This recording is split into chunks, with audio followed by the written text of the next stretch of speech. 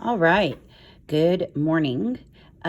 We are going to continue the Judy Moody story. Now, if you can log into HMH and look at the story and do your predictions, stop and jots in the story, then you really don't need to be watching this unless you really prefer this instead. But I'm doing this as an alternative to those of you that cannot log into HMH for whatever reason. It's being a little fussy, I guess we could say. So far, yesterday, we read 3 pages and we made 3 predictions. I'm asking you to do a prediction after each page. So I stopped here and we're going to begin again with this portion of the story that is now called the Jessica experiment. So go ahead and we'll get started and just add on to the predictions that we have from yesterday.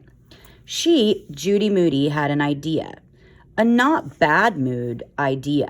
She was going to try to be in a good mood for 1 whole week. Judy asked her friends, "Hey guys, what puts you in a good mood?"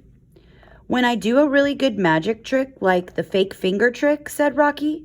He pulled his index finger, pretending to yank it off. "If everyone claps and is amazed, it puts me in a good mood." "Uh-huh," Judy scribbled a note to self. "I get in a good mood when I'm done with my homework," said Frank. Uh-huh. Judy looked at her notes. Next, it was Amy's turn.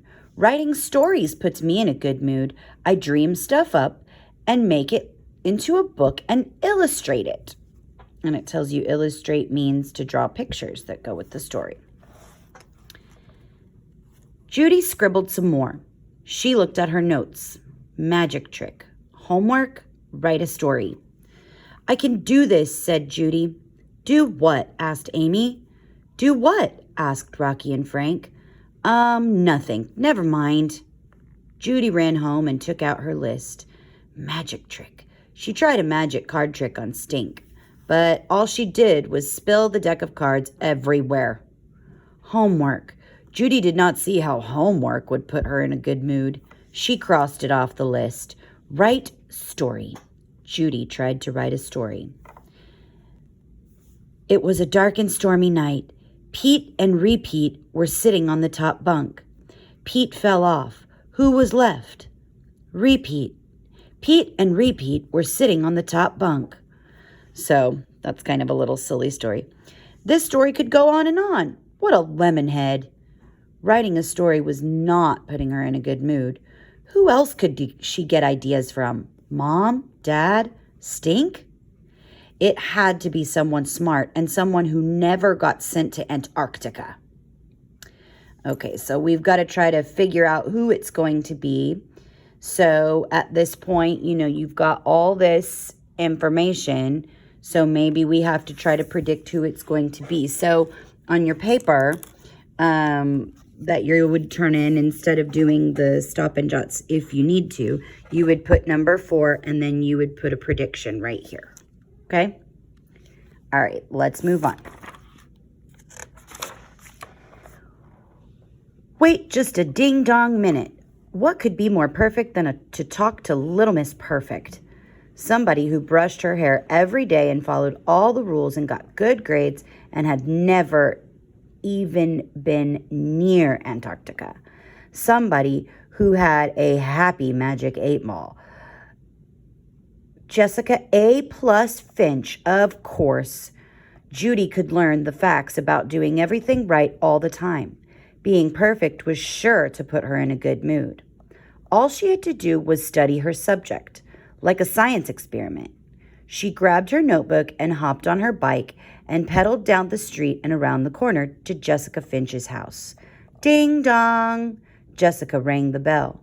Jessica A. not Aardvark, Aardwolf, opened the door. Judy Moody, what are you doing here? She could not tell Jessica, tell Finch, her secret.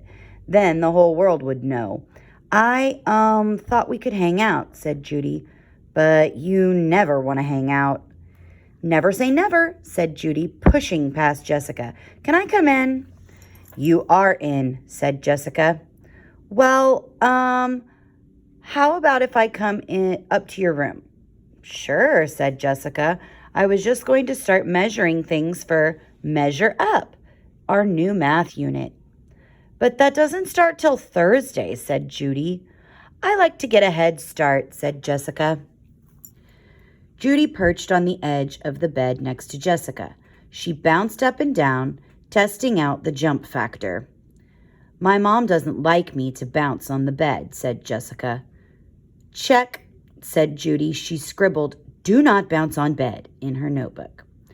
Judy stared sideways at Jessica. Her hair was brushed back into a very neat ponytail, and she was wearing pink. Judy wrote, "Put hair in ponytails and wear pink," in her notebook. Why are you staring at me? Asked Jessica. It's rude. No reason, said Judy. She looked around. The bed was made and there was 100 million fluffy pink pillows on it. Stuffed animal pigs were lined up in a row on the dresser. So was a piggy bank collection. No books or clothes were on the floor. No arts and crafts supplies were on the floor. No gum wrappers were on the floor. A pink robot poster on the wall said, "Obey." It was creepy, but Judy didn't say so. Your floor is very neat, said Judy. I can see the rug. Thanks, said Jessica. I like my room clean. It puts me in a good mood. Check, Judy wrote, clean room in her notebook. Why are you writing stuff down? Asked Jessica. No reason, said Judy, sniffing the air. I smell cupcakes. Do you smell cupcakes? So at this point, we are at the end of the 5th page. So you would write your 5th prediction. What do you think is going to happen on the next page? So you could pause the video during this time, write your prediction, and then move on to the next page. Okay. So here they are in her room. Pig stuff everywhere. That kind of gives me a clue that she loves pigs and smiley faces. Look at that. Okay. Jessica cackled. That's my lip gloss. She flipped open a teeny tiny pink plastic cupcake. Inside was gooey lip stuff. Judy tried some. Yum, yum. Maybe cupcake lip gloss was another key to a good mood. Judy wrote down, wear cupcake lip gloss. You like smiley faces, huh? In Jessica's room, Judy saw a smiley face pillow, pencil holder, and paper clips. She saw smiley face sunglasses and slippers. Even a smiley face mobile hung over Jessica's desk. She picked up Jessica's smiley face magic 8-ball. Can I try? Jessica nodded. Judy had a burning question, but it was a secret. So she asked herself the question silently. Will I be able to stay in a good mood for one whole week? She shook the happy 8-ball. Nice outfit. She asked the question and shook it again. Your breath is so minty. She tried again. You smell great. It keeps telling me that I smell great, said Judy. It's the lip gloss, Jessica nodded knowingly. Want to do homework now? Judy wrote do homework on time in her notebook. She also got out her positively pink see-through ruler. She got out her positively pink tape measure. She even has a positively pink yardstick. Wow, you have a yardstick? I have a yardstick of bubble gum. It's this long. She stretched out her arms. Well, it used to be.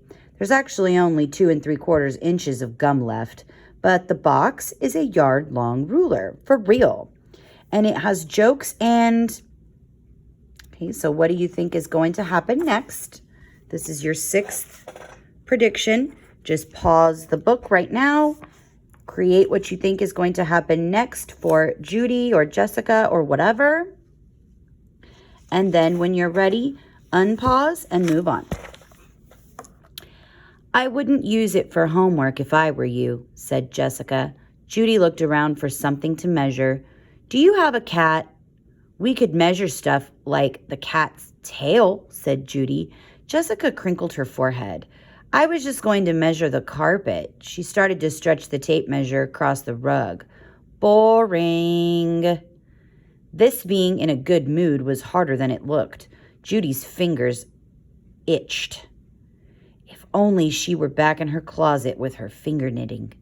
She stared at Jessica some more. "Do you ever miss the bus to school?" Judy asked. Jessica wrinkled her forehead again. "Why would I do that?" "I mean, are you ever late to school? Say you slept late or read your book under the covers when you should have been getting ready, or didn't do your spelling homework and decided to stay home sick." "I always do my spelling homework. I never fake sick, and I have a walkie-clocky," said Jessica. She pulled an alarm clock with wheels from her nightstand. "It beeps like a robot and jumps off my nightstand when it's time to get up. I have to get out of bed to chase it around." "Can I try?" asked Judy. "Sure," Jessica said. The clock to go off in 1 minute. They waited. They waited some more.